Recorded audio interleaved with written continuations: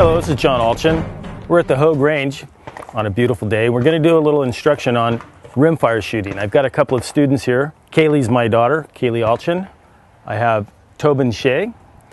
Today what I'd like to do is I'd like to break down some stages. I've set up some stages that you might see at a rimfire match anywhere on the continent. And I'm going to try to explain to you how and why I shoot a stage a specific way. I want to go over a few draws since the rimfire doesn't come out of a holster ever. There's some simple techniques that can make your draw extremely fast. So I think that what I'd like to do is go through the draw and explain to you what we're doing on the draw, and then I'd like to talk about the stage that we're standing in front of. So if I can get my students to stand over here. And as safety is always a priority, and I've got an unloaded gun and I have no ammo even anywhere close to the gun. On this gun, this is a standard Mark III. I've got some grip tape on the front, back, and I also put it where I'm going to place my thumb. So the importance of this grip is that it's a very similar grip to a 1911 in that I keep my thumbs forward. Even though the angles is slightly changed, I'm not going to have to worry about that angle because when I present my gun, I'm not going to have a broken wrist. It's not coming out of a holster.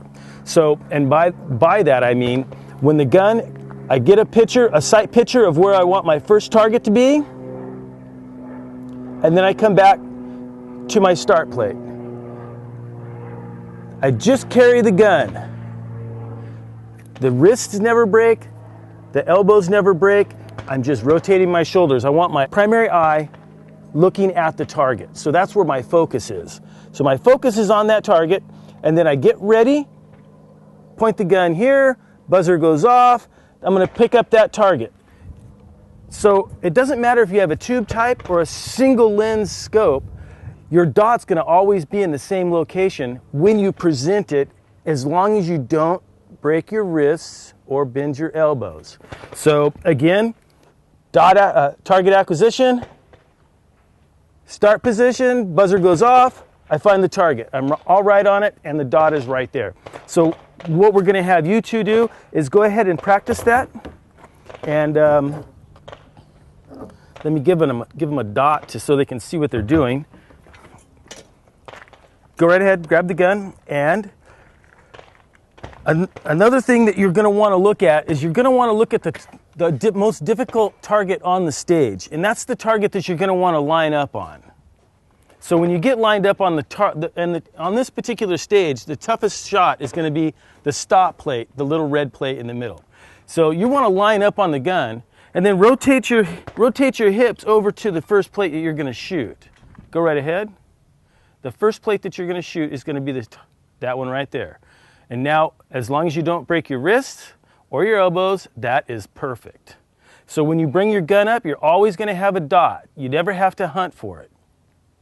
That's the single most important thing that you can learn about presentation of your rimfire. Go ahead and try it, Tobin.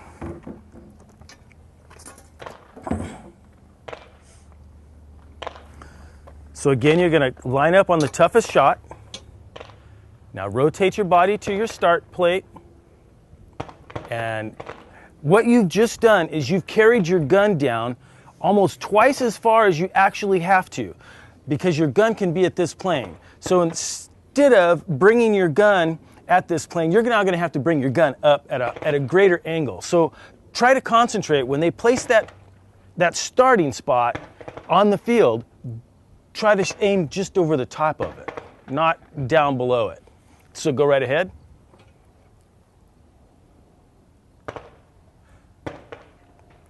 Let's do that again.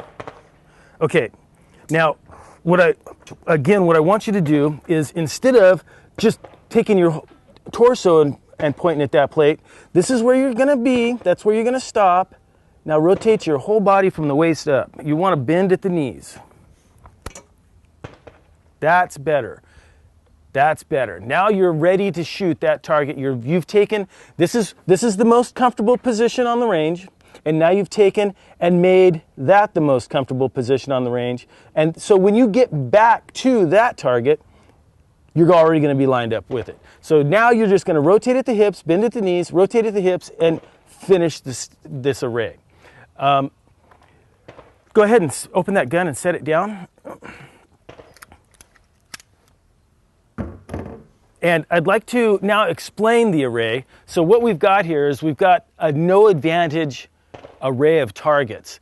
And normally I would use a plate rack to find out which direction a shooter shoots the fastest. I shoot left to right, and we've already determined that these two young students also shoot left to right, so we're not going to take the time to actually do that in front of you. But this array could be this same array could be used for that exercise. And what I'm trying to explain is that you just simply load up a gun, you walk up to this stage, and you shoot from left to right 5 times. And then you walk up and you shoot from right to left 5 times. And you find out which is the fastest. Do this under time, and you want to find out which direction you shoot the fastest and the most accurate. You definitely have to hit everything. I shoot left to right. I attest that to the fact that I've been reading from left to right since I was 4 years old. And I think that that's probably why most people do. So again, this stage has no advantage from either side.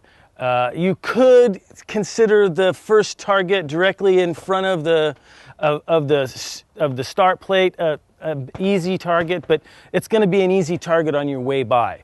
So you're going to have to span the full length of the range and then come back half, no matter which direction you go. That stop plate is right in the middle. If that stop plate was in a different location, we would have a different process. We would want to go, if it was on the left-hand side, I would then want to shoot from right to left, because then I would have a serious advantage when I went from my last target to my stop plate.